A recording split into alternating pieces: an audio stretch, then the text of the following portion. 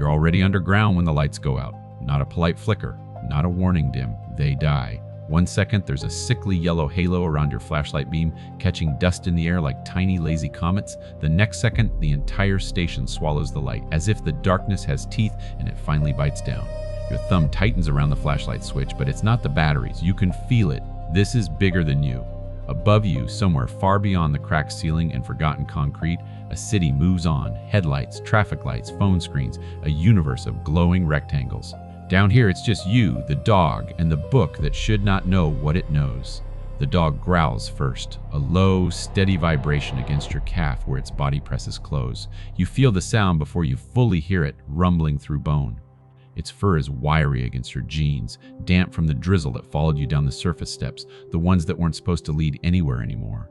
You drag in a breath dust, old metal, the faint sour tang of something that rotted and gave up years ago. The station smells like a memory that's been locked in too small a box. Your other hand is still on the diary. The leather is cracked, flaking at the edges, the color of dried blood that's seen too many winters. Your thumb rests on the spine, on the exact place where the last sentence stops. You read that sentence 3 times before the power cut, then you looked up just to prove it wrong. Now you know it wasn't wrong, because the sentence, in tight slanting handwriting that isn't yours and shouldn't be able to talk about you, says, "At 9:17 p.m., the lights will die, and you will realize you are not alone in the basement." You check your watch. You don't want to. You do anyway. 9:17 p.m. You didn't write this. You weren't even born when the last train left this station. The dog presses closer, shoulder digging into your leg, nails clicking once against the broken tile floor. "There's glass under there somewhere. You've already learned that," it sang under your boots when you first stepped off the rusted staircase. The one you had to pry open with more stubbornness than you thought you had. You raise the flashlight. It still works. A stark white cone of light cuts across the platform, catching peeling posters from some forgotten election, a half-hanging advertisement for a cassette player, and a timetable board still frozen on a date from 1987. The beam trembles slightly. You tell yourself it's the dog bumping you. The dog isn't bumping you. It's staring. Not at the darkness in general, not at the rats you can hear skittering in some unseen crack, not even at the staircase that leads back to the surface and oxygen and phone signal. It's staring at the far wall, the one with the maintenance door, the one the diary has mentioned 3 times already. You look back down at the page. The ink is brown with age, but the words feel fresh in your mind, like they were written this morning, like they were waiting for your eyes specifically. You turn the beam of your flashlight onto the paper, careful not to blind yourself. The sentence you just confirmed is true sits there quietly, as if it hasn't just reached forward 3 decades to tap you on the shoulder. Below it, there's more. You hadn't read further. You hadn't needed to. Your brain snagged on the prediction and wouldn't move, like fingers caught in a too tight ring. Now, though, you can't not see the next line. You will think the dog is the only other living thing down here. You will be wrong. The dog's growl slides into a whine. Its ears flatten. The fur along its spine stands up like static. It takes one uncertain step backward, then another, but its eyes don't leave the maintenance door. You follow its gaze. The door is metal, or was once. Time has eaten rings into it like something acid and patient. Someone painted it a municipal green that has surrendered in patches, revealing dead rust beneath. There's a narrow gap at the bottom where the concrete has cracked away, just enough space for cold air to bleed through. That air is moving. Not much, just a suggestion, a difference in temperature that kisses your ankles. Colder than it should be in a sealed station, colder than the rest of the stale air around you. The hair at the back of your neck acts like it has been here before, like it remembers something your conscious mind doesn't. You force your gaze away from the door and back to the diary. You found it 20 minutes ago. That's what your watch claims. It feels like days. It was lying on the bench. You're leaning against now, right where the visual you imagined for the article first placed it. Dusty wood, flaking varnish, the kind of institutional bench that doesn't care who sits on it as long as they sit still. When you first stepped into the station, you were thinking headlines, not hauntings. Lost station under the city, a walk through 1987. Time capsule, beneath the tracks, inside the sealed metro stop. Clickable nostalgia, urban explorers, retro photos, a minor story in a painfully competitive newsroom, but yours, your discovery, your angle. Then, halfway down the platform, the dog appeared. You still don't know where it came from. One moment there was nothing. The next there was a shape at the edge of your flashlight beam, ribs faintly visible under scruffy fur, eyes catching the light like wet marbles. You remember calling out, voice echoing off tiled walls that hadn't heard human sound in years. Hey, buddy. The dog had watched you, unmoving. You'd crouched, extended a hand, the way you're supposed to. The dog had ignored your fingers, your voice, your whistle. Instead, it had turned without a sound and trotted away over the cracked tiles, past fallen ceiling panels, toward the bench, toward the diary. Now, you glance at the dog and see it exactly where it was then, stationed halfway between you and the maintenance door, like a living, breathing warning sign someone forgot to collect. Somewhere deeper in the station, water drips in a slow, uneven rhythm. Tick, tick, tick, tick. It sounds like a clock that's forgetting how to keep time. You aren't supposed to be here, you murmur, though you're not sure whether you mean the dog or yourself. Your voice comes back at you in soft, broken pieces from the tiled walls. You angle the flashlight back to the diary and force yourself to keep reading. The handwriting is neat, looping, old-fashioned. Whoever wrote this had time. Time to sit and think and record. The ink on the page beneath your fingers is darker in places, as if the pen hesitated, went back, underlined something. If you are reading this, the station has already forgotten the world above. It will try to forget you too. It has started with the lights. You swallow. Your throat feels coated with dust, like you've been breathing in the station's dead years. You flip back to the front of the diary, as if the cover might have sprouted a name while you weren't looking. It hasn't. But on the inside of the front cover, right where a name should be, there are claw marks. Not deep gouges, not the brutal slashes of anger, just a pattern of thin, repeated scratches, as if something with small claws tried again and again to trace letters it didn't quite understand. You run your thumb along them, feeling each shallow groove. The dog whines again, a soft, almost apologetic sound. You didn't do this, you tell it quietly. You weren't even born yet. The dog huffs out a breath through its nose, then shakes itself once, collarless neck sending a small rain of dust from its fur. It takes a step closer to the maintenance door. No! You say, louder this time. Your voice snaps in the air, sharp, surprising even to your own ears. The dog pauses, looks back at you. Its eyes catch the flashlight beam and flare silver white for a heartbeat. In that reflected glint, there's something like recognition. You don't know how long this station has been sealed. The official record said, decommissioned, a funding casualty, buried under newer lines and newer priorities. The urban legend said, cursed, because of course they did. One accident, a handful of missing person reports, a muttered story about a train that never arrived at its last stop. You thought those stories were exactly what you needed, narrative spice for a dry, investigative piece. You didn't think they would ever look back. A faint sound brushes the edges of your hearing. Not water this time, not rats, something rhythmic. You hold your breath. There it is again. Thud, thud, thud, thud. So faint you almost convince yourself it's from above, traffic maybe, or construction. But you've been down here long enough to know how the city sounds from under its skin. This is closer, heavier, as if someone is walking slowly on a platform that shouldn't have visitors. The dog's body goes rigid. It doesn't look at you now. It doesn't look at the diary. It looks at the maintenance door. The sound comes once more, slightly louder, as if it heard your attention and decided to reward it. You lower yourself onto the bench without meaning to, knees forgetting the script where they're supposed to hold you up bravely. The wood creaks in protest, a small, sad noise that somehow makes the station feel older.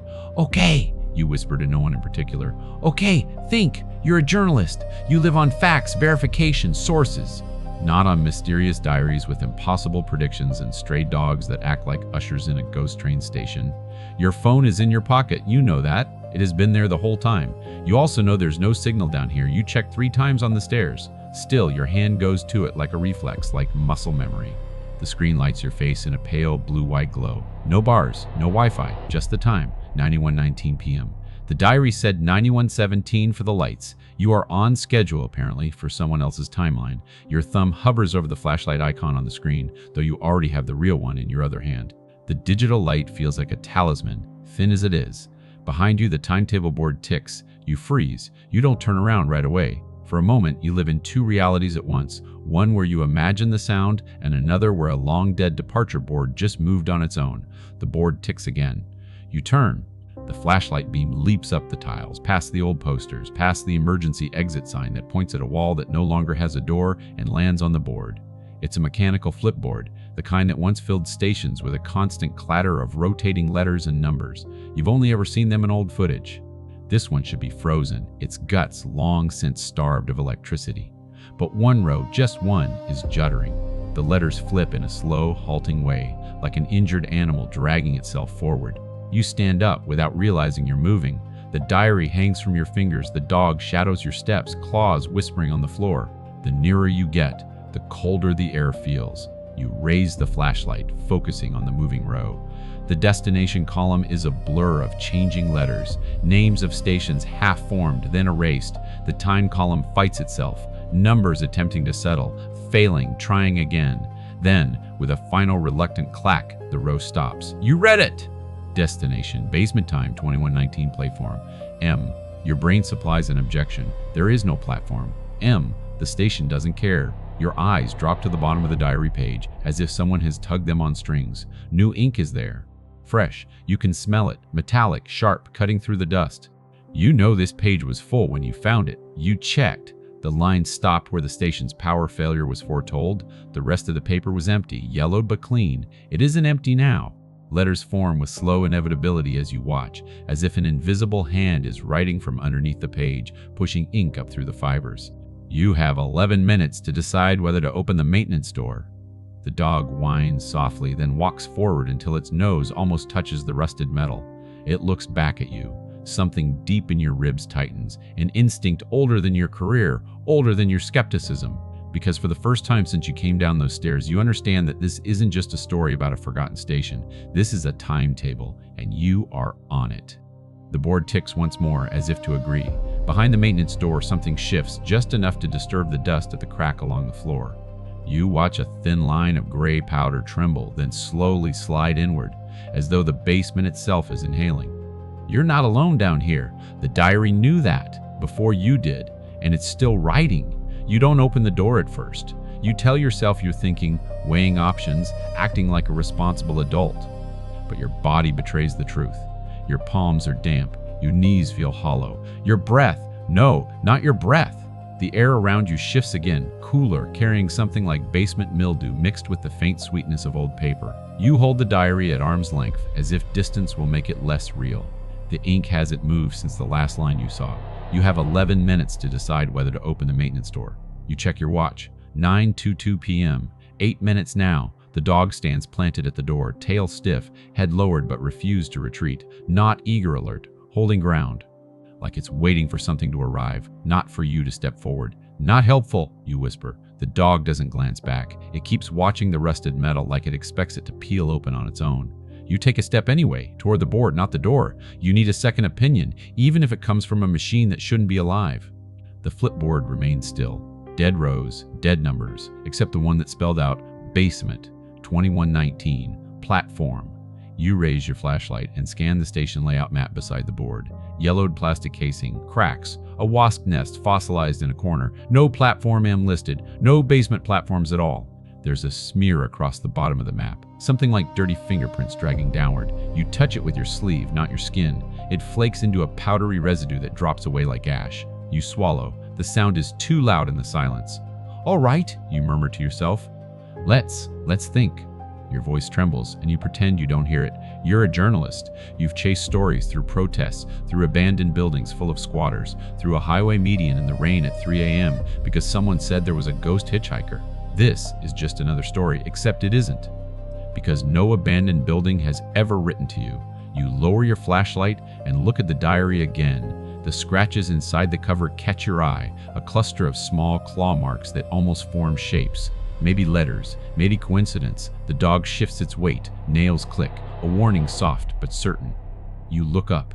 The maintenance door flexes, not visually, not physically, but you hear it, a faint metal creak, the subtle groan of hinges warming after a long sleep, or someone leaning on the other side. Your mouth dries instantly. Okay, you whisper, stepping back. The dog steps forward instead. No! Your voice echoes up into the arched ceiling. Something far down the dark hall replies, one metallic ping like a pipe cooling or warming. The dog ignores you. It noses the crack beneath the door, inhales, then backs away with its ears pinned flat. Whatever scent it found, it didn't like it. You check your watch again, 9:23, 7 minutes. The diary remains in your hand like a living thing, warm where your fingers grip the spine. For a moment, you're certain the temperature isn't just body heat. You flip 2 pages back, scanning notes, dates, anything. Your light lands on something that freezes you completely. A new page, written years ago, judging by the yellow tint, But in the margin, barely visible unless the flashlight hits at the right angle, is a line of fresh ink. You will read this line at 9:23 p.m. The dog lets out a sharp bark.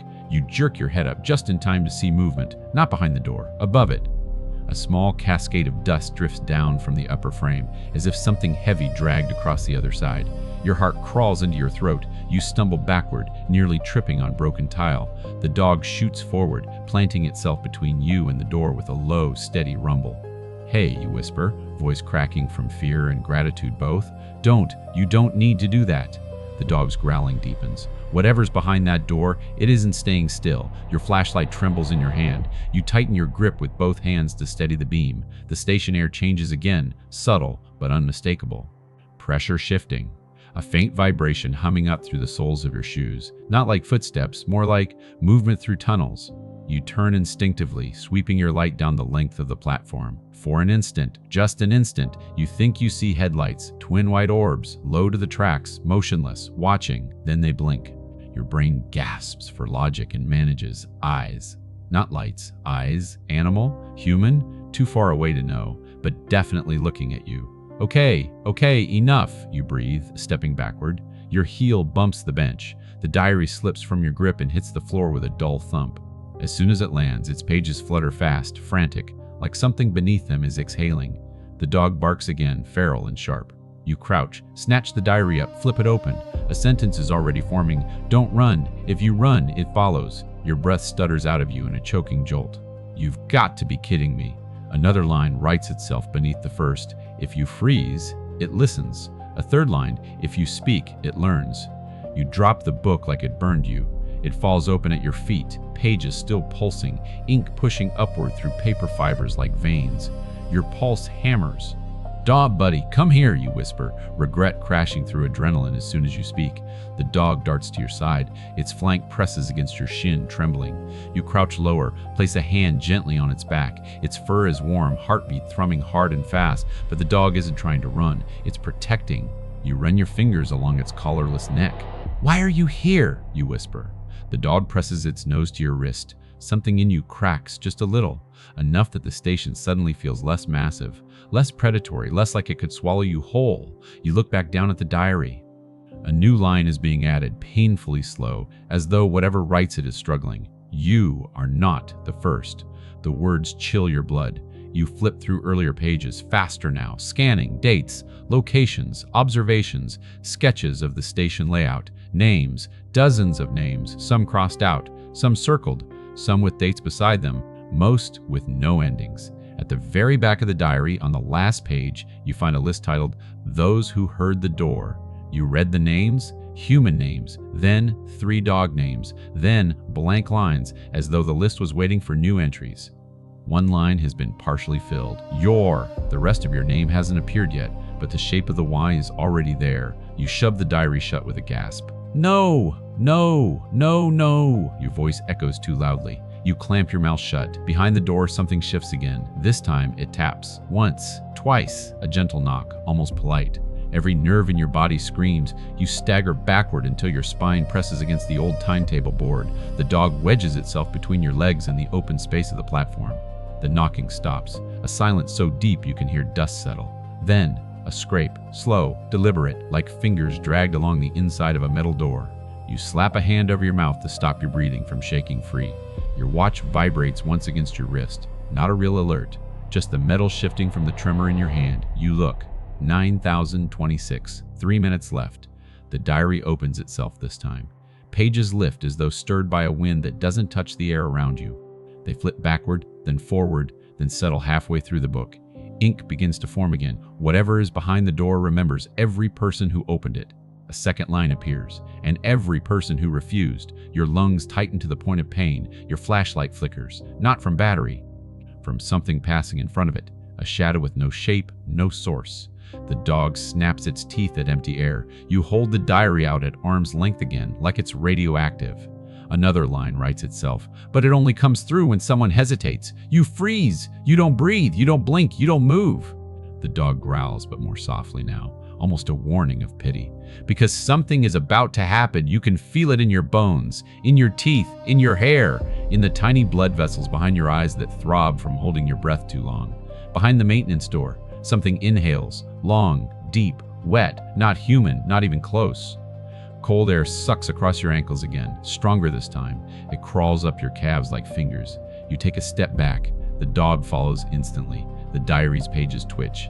Ink appears again. Decision time, 9/2/28. Your watch ticks to 9/2/28.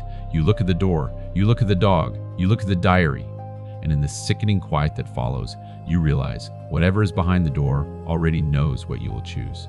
The second hand on your watch twitches toward 9:29 when the dog finally moves. Not toward the maintenance door, not away from it, but around you, circling once like it's herding you into position. You don't fight it. Your legs feel strangely boneless, not from weakness, but from an instinct deeper than logic. You shouldn't stand in front of the door. You shouldn't be framed there. You shouldn't be seen there. The dog finishes its loop and plants itself behind your right foot, leaning just enough to guide your body slightly left away from the direct line of the crack. Are you protecting me or positioning me as bait? You whisper. The dog doesn't answer, but its body stays rigid, the sort of tension that animals only hold when they know the next moment might require claws, teeth, or fleeing. Your flashlight flickers again. You clamp your fingers tighter but feel the tremor in your knuckles. The station remains quiet but not empty. The difference is unmistakable now, like the space has density and tension, like breath held by something huge. You lower your flashlight to the crack at the bottom of the door. For the first time, you see something move, a shadow but wrong, because it isn't cast from anything. It seems to push up from the darkness itself. A shifting blot, liquid, shapeless. You jerk the beam back instantly. Nope, nope, no. You hear your voice, thin, strained, cracking into the cold. The diary lies open on the bench behind you, pages quivering like thin lungs. You step toward it, and each step sounds too loud, like the station is listening. The ink has continued writing. One sentence. If you won't choose, then follow. Follow what? You whisper. The diary lifts a single page and folds it downward, like a nod toward the far end of the platform opposite the maintenance door. Your flashlight beam follows. At the edge of the platform, near an old maintenance ladder that disappears into deeper dark, something glints. Metal. A key, a single brass key lying on the ground in a place you swear you scanned earlier. The dog's ear twitches. Your stomach twists. Did you put that there? You ask the dog, feeling foolish even as the words escape. The dog huffs once. Not yes, not no. Just the kind of sound animals make when humans misunderstand something obvious. You approach the key with careful steps, the station breathing around you. Your light lands on the object fully now, a long, tarnished brass key. The bow is a loop worn smooth by fingers. The blade is jagged, old style, nothing like modern door keys. Stamped into the metal is a single letter, M, platform. M. Your blood goes cold.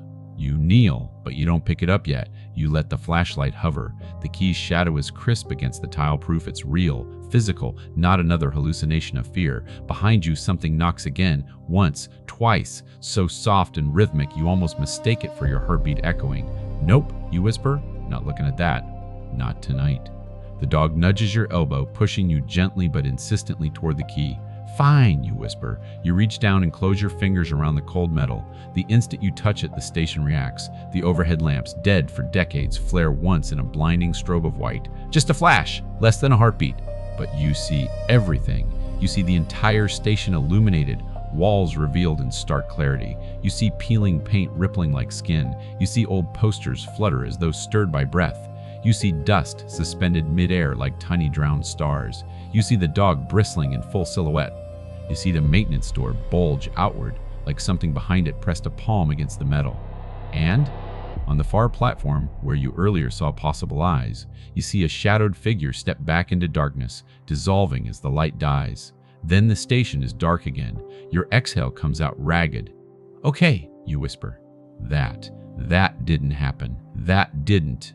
The dog growls sharply. You stop lying to yourself. You pocket the key. Its weight sits heavy, pendulum-like, pulling your attention again and again. The diary rustles. You flip it open. A new line has written itself. Good. Now move. Where? You hiss. The page turns itself. A crude sketch appears. Hand-drawn, shaky but clear enough. A map of the platform, the bench, the tracks, a cross-hatched area beneath the station, a maintenance tunnel. The line beneath the map reads, down, before it learns your scent. Cold sinks into your fingertips. You scan the station again with your flashlight. The ladder you saw earlier, half swallowed by shadows, leads down into those tunnels. The dog moves first. It pads over to the ladder, looks down, then looks back at you. No bark, no growl, just expectancy. You tighten your grip on the flashlight and approach. The ladder is metal, rungs rusted but intact. Each rung is cold enough to sting when you touch it. The dark below is thick, like something waiting. You aim your light downward. The beam hits concrete a few meters below. Dust, abandoned tools, a maintenance walkway. No movement. Not yet. You pull in a breath through your teeth. The air smells different down there, cooler, cleaner somehow, like old groundwater and stagnant metal. You climb down, one rung, second rung, third. The metal vibrates faintly under your hands. Not from you, not from the dog, from something deeper. You swallow and keep going. The dog hesitates for half a second, then leaps onto the ladder's first rung, scrabbling down with surprising skill. It drops the final 2 feet and lands silently. When you reach the bottom, your boots crunch on scattered bolts and gravel. Down here, the silence feels thicker. The station above is muffled, as if the concrete itself is absorbing sound. You lift your flashlight. The tunnel stretches left and right, both directions swallowed by darkness. The air moves here, faintly, drafts that don't match the station's stale breath. The diary flutters in your hand. You flip it open. A new sentence. Right! You look right! A narrow corridor. A sign overhead reads, Mate. ACCESS. Lower Tarkay. You follow it. The dog pads ahead, turning back every few steps to check on you. Each time, its eyes reflect your flashlight with a glimmer that looks almost intelligent, like it knows where it's going, or why. The corridor narrows. Your shoulders brush cold concrete. Pipes overhead drip in slow intervals, each bead of water falling like a counted second. As you walk, the sound of the station above grows distant. Too distant. At one point, you stop and listen. No footsteps from above, no knocking, no shifting metal, just your pulse and the faint drip, drip, drip of the pipes. Feels wrong, you whisper. The dog's tail lowers. You resume walking.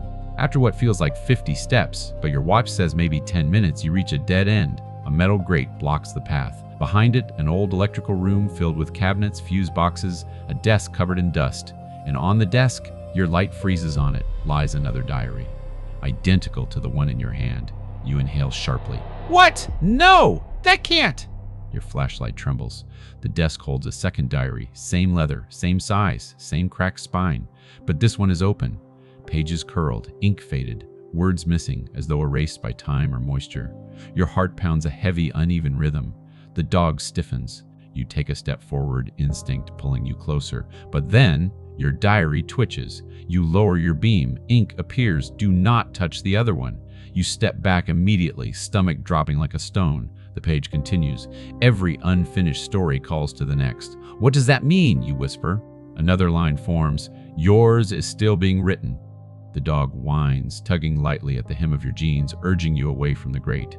You obey. You bake up slowly, flashlight still fixed on the second diary as your pulse kicks up and your spine crawls. Someone wrote in that book once, and they didn't finish. You turn away. As soon as you do, the metal grate behind you vibrates. Just once. As if something inside the room placed a hand gently against it. You don't look back. You walk faster. The dog keeps up. Your diary rustles again. A new line emerges. It hasn't found you yet, but it will. You nearly stop walking. But before dread can paralyze you, another line appears. Unless you follow the tracks. The tracks, you whisper. The dog barks once, short, urgent. And for the first time in this entire nightmare, you realize it isn't leading you. It's following instructions too. The corridor ends in another sloping tunnel, narrower this time, slanting downward at a shallow angle that makes your balance shift in ways your body doesn't appreciate. The diary is warm in your grip. The dog stays unnervingly close at your side. The air changes as you descend. Less dust, more cold, more movement. Not the wind. Not air circulation. Something else. Like the station is exhaling through its forgotten veins. Your flashlight beam trembles as the tunnel widens into a concrete chamber. Rusted tracks run through the floor, two steel lines curving into darkness, like veins disappearing into the heart of something buried too deep. The sign overhead reads, AUX Iliary Line M Decommission, 1987. That year again. The last year anyone remembers this place being alive. You take a step toward the tracks. The dog whines sharply, not a warning this time, more like impatience. It nudges your knee and looks pointedly down the right-hand rail, where the metal fades into total black. Okay, you whisper. Tracks it is. You step beside the rail, not on it, you don't know why. But instinct tells you touching the metal directly is asking for trouble. Your boots crunch over gravel and broken ballast stones. The air vibrates, just slightly. You hold the diary up to your chest like a shield. It rustles, pages shifting, words form. The others walked left. You freeze! The others? You breathe. Ink spreads again, slow and deliberate. They didn't return. You glance down the left-hand track. A suffocating darkness waits there, thick, unmoving, like it's holding its breath. You turn right. The dog moves immediately, trotting ahead but never too far, glancing back each time the tunnel bends, making sure you're still following. Your footsteps echo strangely, not behind you, ahead, like someone walked here moments before you did. You stop. The echoes stop. You take one step. The echo takes three. Your pulse spikes. No, no, no. You shine your light down at the rail again. The metal is scratched freshly. Long parallel claws dragging in a pattern. Not human, not machine. You crouch.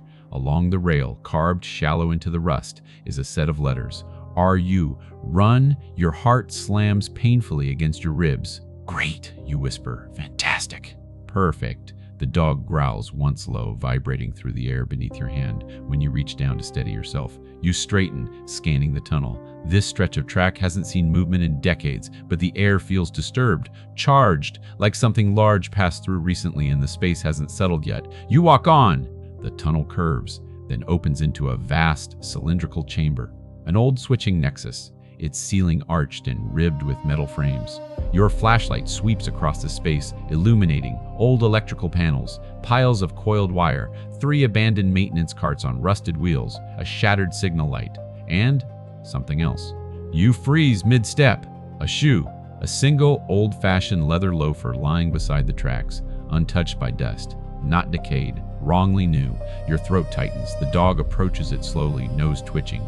It does not touch it. Its tail stays stiff and horizontal. You crouch, keeping distance, and sweep your light across the immediate area. Next to the shoe, you see something else. A folded scrap of paper wedged under a rail spike. You reach for it slowly. Your fingers hesitate an inch away. The dog nudges your hand, not forward or backward, just a touch as if to say, careful. You pick up the paper, unfold it. 3 words scrawled in hurried, crooked handwriting. Don't look back. Your veins fill with ice. You do not look back. You refuse, but your ears strain, listening for anything behind you, breathing, scraping, shifting ballast. Nothing, or nothing audible. You focus on the paper again, flipping it over. There are faint impressions of more writing, faded by moisture or handling.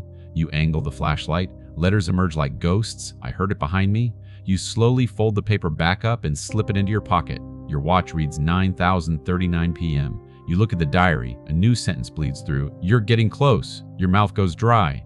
Close to what? The ink doesn't move. Your stomach knots. The dog lets out a short, sharp bark that echoes up into the steel ribs of the ceiling. Then it bolts to the far side of the chamber, nose to the ground, sniffing in tight circles until it stops at a wall. Concrete. Smooth. Plain. Featureless, except for one thing. Claw marks. Deep. Ragged. Not like the tiny scratches inside the diary cover.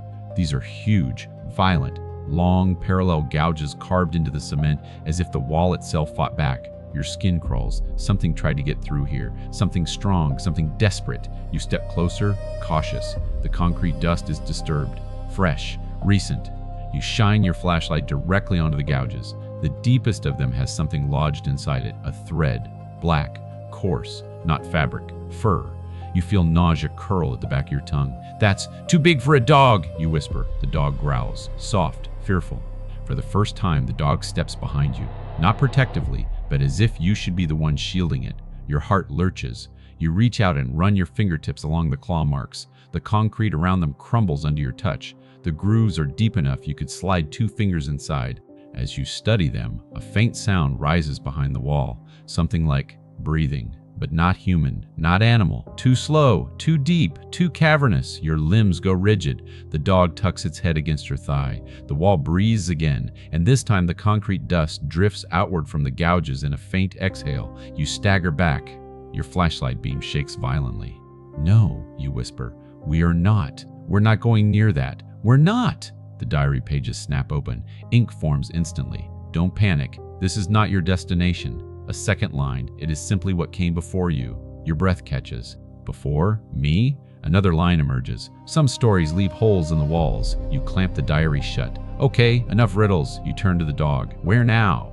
The dog looks toward the far side of the chamber, past the maintenance carts, past the dead signal light, toward a small service door half buried in darkness. You didn't notice it before. The flashlight beam didn't reach it earlier, but now you see it. A narrow metal door, unmarked, half ajar. A faint draft leaks through the gap. Cold, damp, wrong. You approach slowly. The dog walks stiffly beside you. The diary opens again in your hand. A single sentence appears. When you open this door, you will understand who the others were. Your stomach flips. You rest your hand on the rusted handle. The metal is cold, so cold it bites. You breathe out once, unsteady. You pull the door open. Darkness breathes out. And then, your flashlight catches something on the floor. A pile of objects. Personal belongings, shoes, wallets, name tags, pens, eyeglasses, 30 years old, 40 maybe, but some are much, much newer. The dog whimpers. Your knees weaken. You kneel in front of the pile, lifting a cracked leather ID card. You wipe the dust. Your throat closes. A name, a photo, a date. A person who entered this station 4 years ago, long after it closed. Your mind reels. How? How did they? Your voice dies. You shift the objects gently, scanning each face, each date, each name. You find at least a dozen, some from the 80s, some from the 2000s, one from last year, one from 2 months ago. You grip the diary. Who were they? You whisper. Your voice shakes. This time the ink writes only 2 words. Journalist 2. You stand frozen over the pile of belongings, shoes curled from age, metal buckles eaten by rust, plastic ID cards warped like they'd been exposed to heat or pressure, eyeglasses with one cracked lens staring up at you like a dead eye. The dog edges closer, its breath warming your ankle, grounding you in the middle of a scene that feels too deliberate, too arranged, almost curated. These people didn't merely vanish. They passed through here, and someone or something kept souvenirs. You crouch, pulse drilling into your temples, and pick up another ID card. This one newer, laminated, crisp edges. A man, 30, smile forced. Pressed badge around his neck. The year, 2 years ago. A tremor shakes your hand. The dog lets out a faint whine, leaning into your leg. Journalists, you whisper. Why us? Your breath fogs in the cold air, though your skin feels hot. The diary rustles, pages lifting as though inhaling, then falls open to a middle page. Ink bleeds in from the edges of the fibers, writing itself slowly like someone carving words from beneath the paper. Because you listen! I didn't choose to listen, you snap, fear twisting sharp. The ink spreads again. You came! You look away from the diary, throat tight. A second page flips itself. You went where silence called. Your chest tightens. Silence called. Your editor's voice floats up from memory. You don't have to chase these abandoned station stories, you know. They're a dead niche. Dead. The word sits heavy now. You rise slowly, knees popping from the cold. The dog steps ahead of you, sniffing the floor, moving toward a corridor at the back of the room. Narrow, half collapsed, lit by a faintly flickering emergency glow. You follow! Swallowing the thick dread rising up your throat. The corridor looks like it was once a maintenance pathway, cables overhead, pipes along the right wall, track bed grinding away under your boots. Except the walls here look different. You sweep your flashlight over them, scratches, not like the massive gouges from earlier. These are smaller, deliberate, repeating, rows and rows of them, tallies. Hundreds, thousands, marking days, people, attempts. Your fingers twitch toward the wall, but you pull them back immediately. Someone did this, you whisper. Someone was down here counting. The dog stops in front of a section where the tallies form a pattern. 3 rows of 8, then 1 row slashed violently through the middle. The diary opens again. Words form in thin, wavering lines. He lasted the longest. He, you whisper. A page flips itself sharply. The next line appears with more certainty. The one you will meet. A chill shreds through your spine. What do you mean, meet? No answer. The ink doesn't move. The dog takes a step forward. You shine your light ahead. The corridor widens into a cramped junction, a triangular space where the tracks split left and right. An old signal light hangs overhead, bulb shattered. A dead switchbox sits dented against the wall. But what draws your eyes isn't the machinery. It's the chair, a metal folding chair placed dead center on the concrete, facing the tracks. Someone sat here, waited here, watched something. Your blood thickens. You step forward, slow, breath shallow. As you approach the chair, your flashlight trembles. Something rests on the seat. A notebook, not leather this time, canvas bound, frayed at the edges, and beneath the notebook, a recorder, its casing cracked. Battery compartment open, tape still inside, your heart jumps to your throat. You reach out, your fingertips brush metal. The instant you touch the recorder, slick, a mechanical snap. The reel whirs, the device shouldn't have power, it shouldn't make noise, it shouldn't work, yet the tape begins to move. A whispering static fills the air. You freeze. The dog tenses at your feet. Then, a voice, warped, slow, pained, male. If anyone finds this, your pulse spikes painfully. Don't follow the tracks too far, static. A thumping sound, like the recorder was bumped, or dropped, or the dog growls. It waits until you think you understand the pattern. You clutch the recorder tighter. Ah, it loves patterns, static hisses. Don't stop walking, don't look behind you, don't look behind you, don't! The voice cuts into a distorted shriek, then silence. Total, suffocating. Your hand shakes so hard the recorder nearly slips. Your breath comes shallow. The walls feel closer. The diary unfurls a page. Words appear instantly. He is nearby. Your throat closes. Nearby, alive, dead, something in between. Where? You whisper, barely audible. The diary's ink bleeds slower this time, like it struggles to form the next sentence. He followed the pattern too long.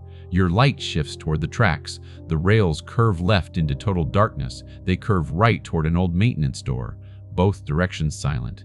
The dog nudges your knee, then turns toward the right-hand track, toward a faint glimmer of something metallic on the ground.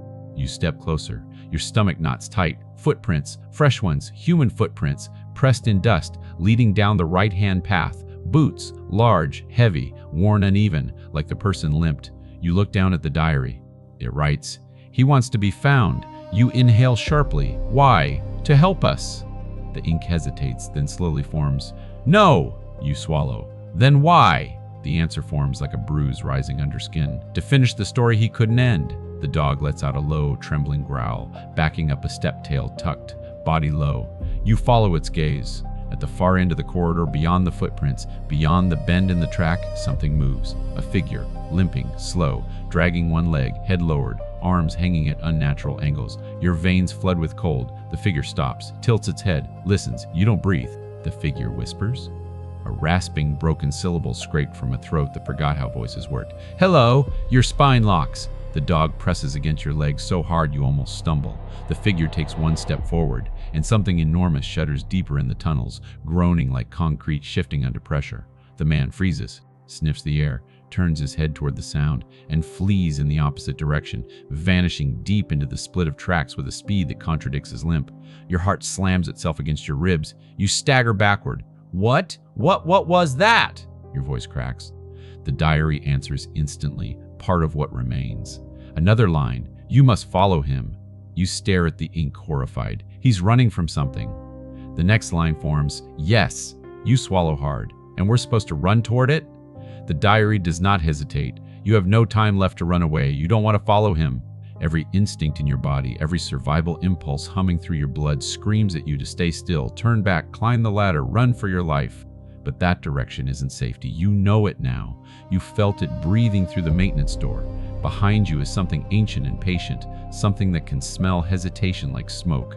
Ahead is a man still capable of running, however broken. Ahead is a chance, thin as a frayed rail wire.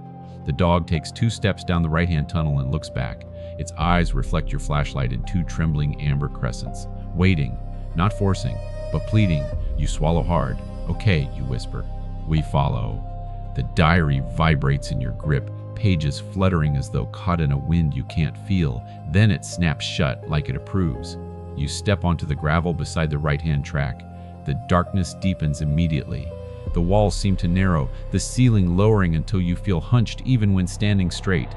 Your footsteps crunch in the silence. Each echo dies fast, muffled by the stale air. The footprints continue ahead of you. Deep impressions, uneven, desperate. The man was running for his life. No, he was running from whatever shifted behind the walls. You saw the way he fled. Fear bending his body into impossibly fast motion, bones forgotten, pain irrelevant. You try not to think of that. You focus on the dog trotting ahead, tail low, body taut. Just stay close, you whisper. A soft growl answers.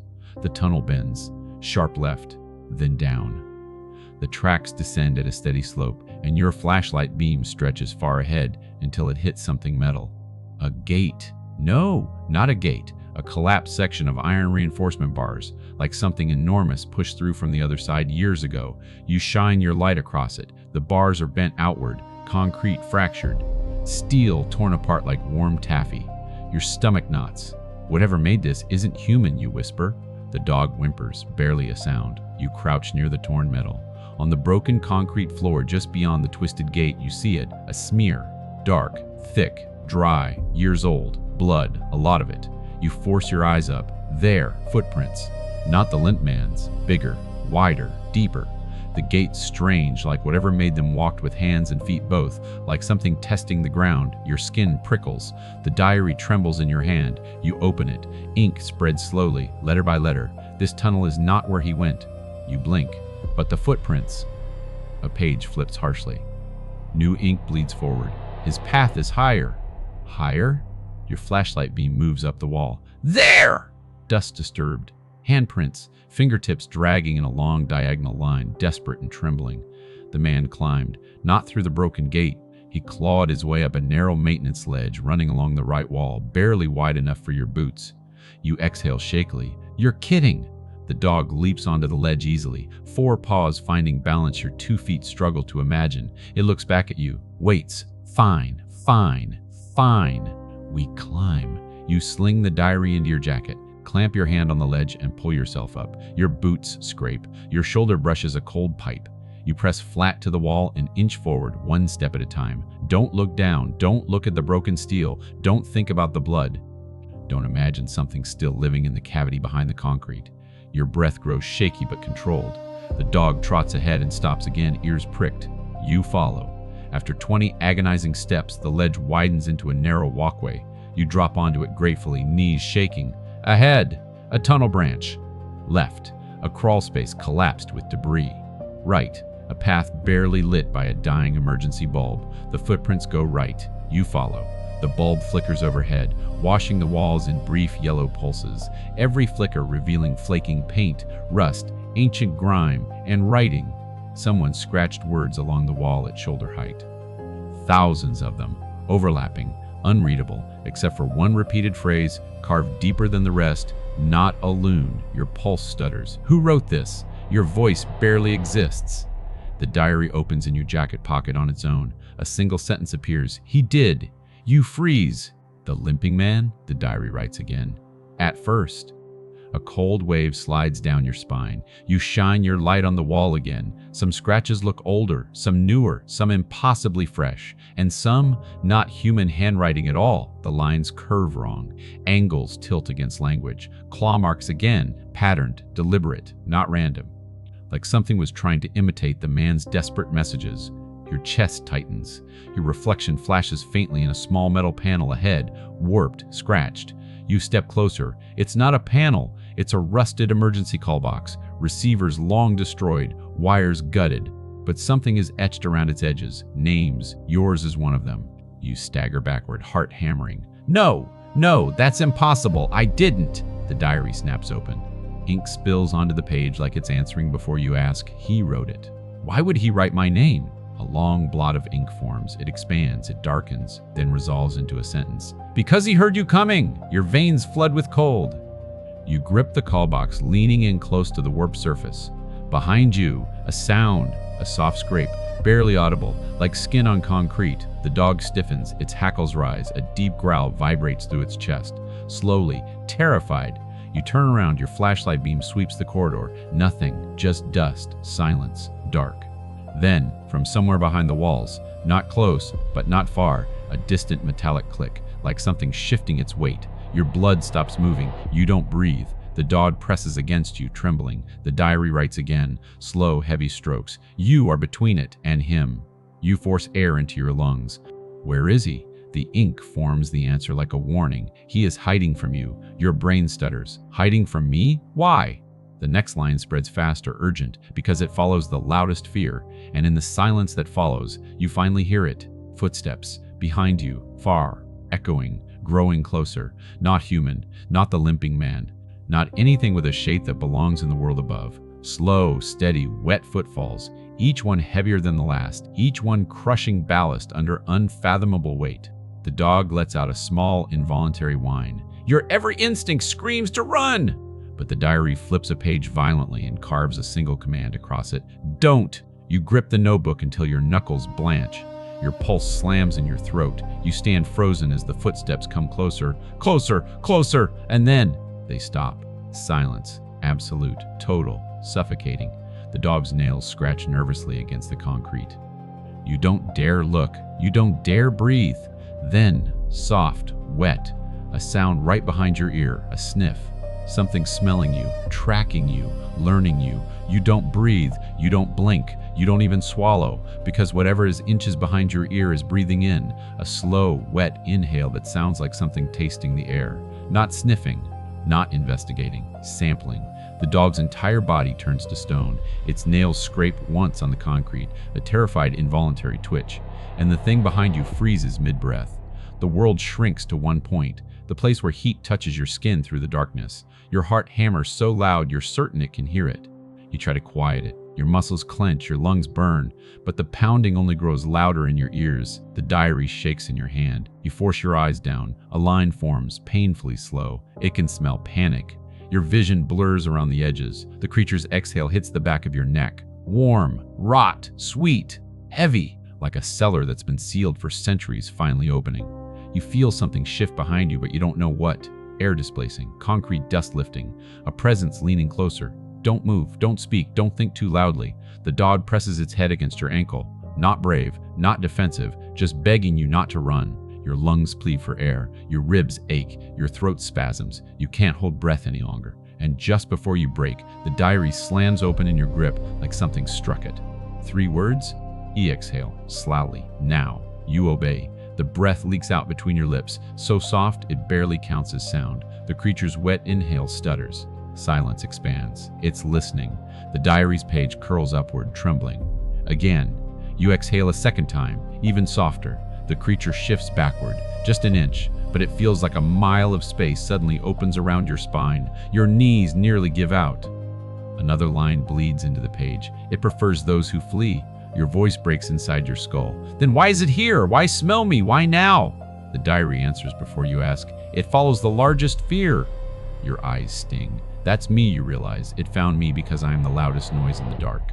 Something scrapes behind you. Concrete powdered under weight, metal brushing stone, a wet drag. No footsteps this time. It moves by some other mechanism you don't want to imagine. The dog nudges your calf, trembling so violently its fur vibrates. It's not signaling you to run. It's begging for the opposite, begging you to stay frozen. You clench the diary tighter. Another line, do not turn, do not react. A shadow ripples across the wall in front of you, not cast by your light, not cast by anything in this world. The thing is moving along the wall now, just outside the reach of your flashlight beam. You can feel it sliding behind you, following the corridor walls, circling. Your breath shortens again. The diary writes in jagged strokes. It circles what it does not yet understand. Your pulse slams against your ribs, threatening to burst. Do not let it understand you. What does that mean? The whisper leaves your mouth before you can stop it. Instantly, the creature stops. You feel the air go still, like the tunnels turn to stone. The dog whimpers sharply. And the diary, for the first time, writes in furious speed. Silence. You slap a hand over your mouth. But it's too late. The thing behind you inhales, deep, delighted, like it found something new. The dog growls, a low, broken, defeated sound. You think the creature moves, but you can't be sure. The darkness thickens around you. An unnatural stillness settles. And then, far down the tunnel, in the direction the limping man fled, a scream, human, male, hoarse, tearing at the silence like claws tearing flesh. Hell! It breaks! A wet choke, a crack, then silence. Your legs nearly buckle. The diary's ink smears across the page, rushed, panicked, urgent. Gee! Oh, another line tears through the fibers. Now! The dog bolts, a streak of fur and terror into the darkness. And the creature, whatever it is, lets out a low, bone-deep rumble that shakes dust from the ceiling, a sound not meant for human ears. Your body reacts before your brain does. You run, not because you want to, not because you choose to, but because your fear becomes a living force behind you, shoving you forward with absolute certainty. If you stay still another heartbeat, you won't exist.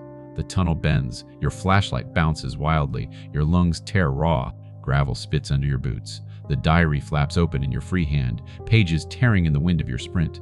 Behind you, the sound begins. Not footsteps. Something dragging, something scraping, something learning the rhythm of your run. You force your legs faster. You don't look back. You don't dare. The dog races ahead, glancing back every few seconds, eyes enormous with terror. The walls blur. The tracks curve into a deeper tunnel, wider, older, ribbed with rusted beams. You slam into it full speed. Your ankle twists. You stumble. Catch yourself. Keep running. Your lungs are shredding. Your mind is breaking. Your legs burn like fire. But behind you, you hear it gaining, not quickly, not like a predator sprinting, but like something patient, confident, certain that you can't outrun what doesn't get tired. Then, ahead, you see it, a flicker, a dim, warm glow around a bend. The dog yelps, but this time not in fear, in recognition. You push harder, tears stinging your eyes. The tunnel curves, and you see him, the limping man, standing at the mouth of a wider chamber, one arm dangling broken, one leg dragging, eyes hollow with exhaustion. He sees you. His face contorts, not in relief, in horror. "Oh!" he screams, voice shredding. "Don't bring it here!" The limping man's scream rips through the tunnel like a jagged blade. Raw, frantic. "Don't bring it here!" You skid to a stop so hard your knees nearly collapse. The dog slides past you, claws scrambling, then whips around and plants itself between you and the limping man. Tail tucked, body shaking, eyes locked on the darkness behind you. You don't dare turn around, but you feel it, a shift in the air, a pressure, a faint scrape like concrete cracking. The creature is paused, not far, not gone, just waiting, savoring the distance between you and the man. Your heart hammers, threatening to break your ribs. The limping man backs away, palms raised, voice cracked. "You idiot, you absolute idiot, it follows what feels." You feel too loud, you try to speak, nothing comes. Your tongue is glued to the roof of your mouth, your entire body trembling with terror so visceral it shakes the ground through your boots. The man limps back another inch. "Stay away from me!" You stagger forward. I wasn't trying to," he screams again. "Don't speak!" Your mouth snaps shut instantly. Behind you, the creature shifts its weight. A wet thud, a dragging whisper, curiosity. The man's eyes go wide, then his gaze drops. To the diary in your hand. He recoils like you're holding a knife. "No, no, no, no, you have one too?" Your blood chills, you nod, just once. The man lets out a broken moan and slides down the wall, clutching his head with trembling fingers. Of course it found another one. He spits the words like poison. "You're one of us now." You take a careful step toward him. He shoves himself back, dragging his damaged leg behind him like a useless weight. "Don't come closer!" The dog barks sharply, more panic than threat. Behind you, the creature goes utterly still. The man's breath comes in wheezing bursts. "You don't understand what you're carrying," he chokes. "The diary. It doesn't record the story. It never writes it. It doesn't warn you. It wants you to continue." Your stomach twists. You open the diary with trembling hands. Ink is already forming. The man flinches violently. "Don't let it write!" "Close it." But you freeze because the words forming are not warnings, not instructions, not riddles. They're a name. Your name, fully written, complete, dark and sharp. The man's face collapses into despair. "You're marked." He presses a shaking hand to his scalp. "It heard you because it was waiting for the diary to finish you." You whisper, "What is it?" The man's eyes shine with something between madness and clarity. "It's the hole," he whispers. "It's what the station left behind when time stopped flowing properly. It's every missing passenger, every trapped worker, every scream swallowed by the tunnels. Everything this place devoured. You feel colder than you've ever been. It's not a creature," he continues softly. "It's a remainder, a leftover, a shape made of absence, a hunter stitched from all the things that never got to leave." The dog whimpers. The man points a trembling finger at your diary. "And that," he swallows, "is how it chooses the next one." Your voice breaks. "Chooses for what?" The man's answer is a whisper. "To finish the unfinished." You go numb. He sees the horror on your face and shakes his head violently. "No, no, no. Listen to me. You can still stop it. You can still, interrupt the pattern." "How?" The word lurches out of you, sharp, helpless. The man lunges forward, grips your coat collar with shocking strength, breath reeking of starvation and stale water. "Break the story," he hisses. "Break the diary." The dog growls so fiercely the tunnel vibrates. "Behind you!" The creature shifts again. Closer, closer, a wet exhale. You shiver so hard your teeth clack. The man leans in, whispering words that feel like gravel poured into your ears. "It only kills what agrees to go where the story leads, but it can't kill what REW writes itself. You stare at the diary. Its pages flutter. Ink forms. Do not listen to him. Your pulse spikes. The man screams, "Close it!" Don't read it. But the next words claw themselves across the paper. Is trying to be free. By giving you his place, you look at the man. He looks at you. For a moment, just a moment, you see something true in his eyes. Not cruelty, not manipulation, not madness, desperation. "Please," he whispers. "Please don't let it take me again." Your stomach drops into a void. The dog barks violently. A desperate, frantic warning. The air behind you thickens, a pressure like a hand closing around your entire spine. The man's breath catches. His eyes widen. "It's here!" Your blood freezes. He grabs your wrist with a force that bruises. "You choose now!" Your flashlight flickers. The diary writes again, slashing ink across the page. "Follow my path." The man grips you harder. "Break the pattern. Behind you." A wet, shuddering inhale. Closer. So close. The fine hairs on your neck rise. You can't turn. You can't breathe. You can't think beyond the pounding terror. The dog snaps its teeth at the air, trying to hold it back, trying to shield you, tiny against something vast. Your mind spirals. Two choices, two paths, two fates. One obeys the diary, one breaks it.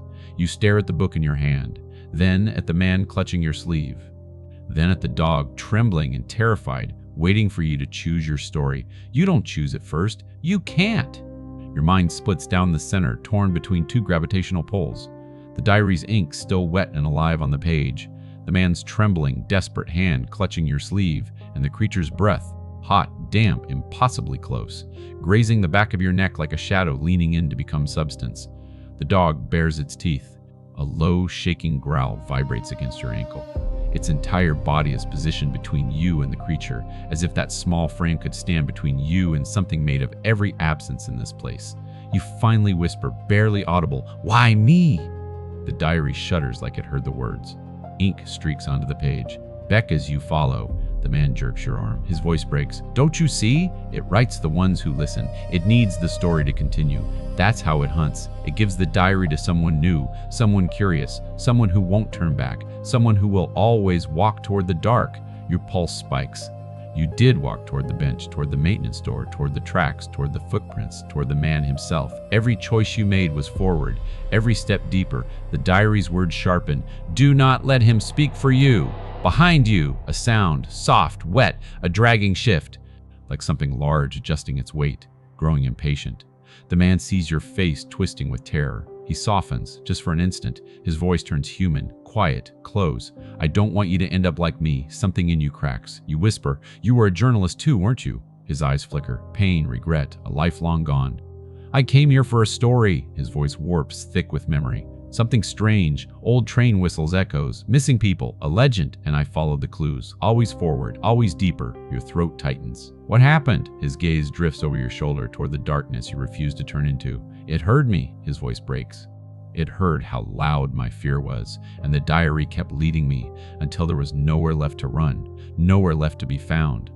The dog whimpers, low and fearful. The diary pulses in your hand, pages shifting like it's breathing. A new line appears, fast and aggressive.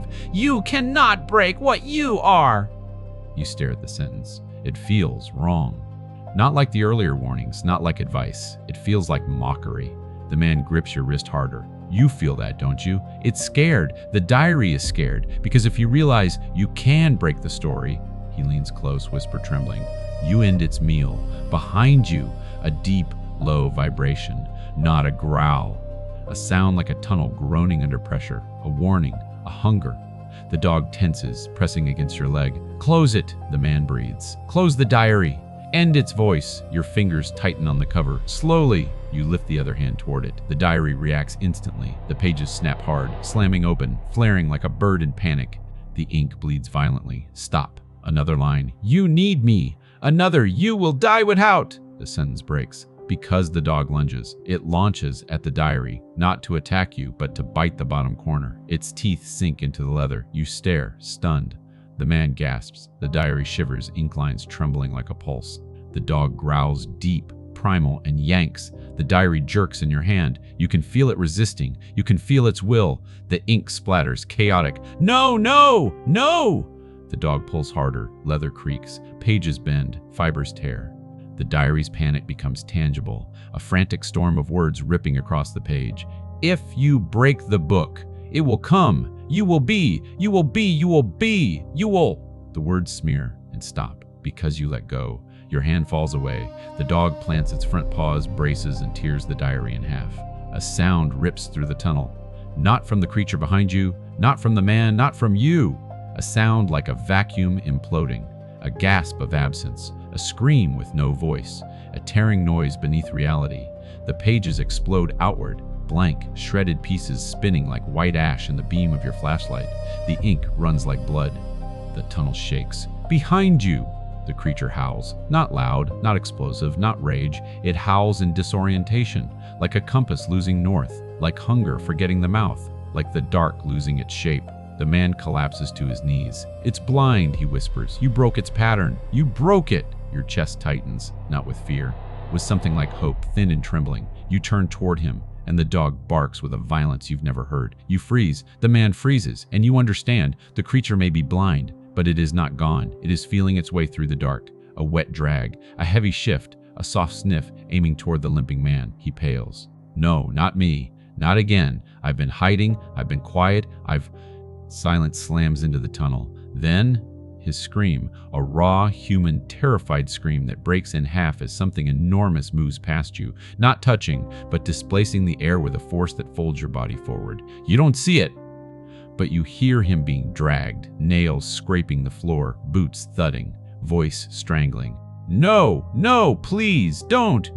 He vanishes into the dark so fast his scream cuts off like a severed wire. Then only silence, crushing, absolute, complete. Your heart breaks without permission. You bow your head.